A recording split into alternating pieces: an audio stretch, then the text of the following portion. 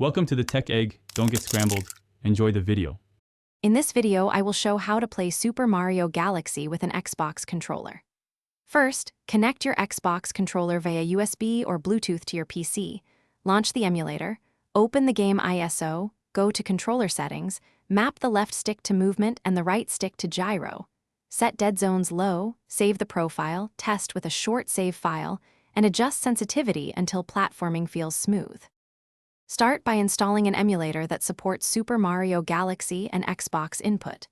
Configure the core input plugin, enable gyro emulation mapped to the right stick, bind A, B, X, Y to face buttons, and set a convenient camera toggle. Use a saved controller profile to reload settings quickly, test motion with simple spinning and jumping, and save often to avoid redoing mappings. Quick recommendation: if you're budgeting for controllers or games, consider reading The Simple Path to Wealth to rethink saving and spending. I recommend it casually between star hunts because it helps you make smarter purchases and save for that next controller. If you enjoy this video, please subscribe and like to support the channel, and check the description for the book link and other deals.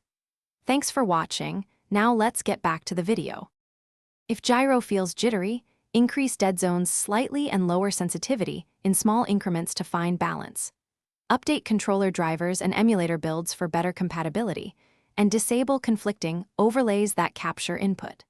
For camera snaps, assign a quick toggle to reset camera angle and practice short precision sections to build confidence.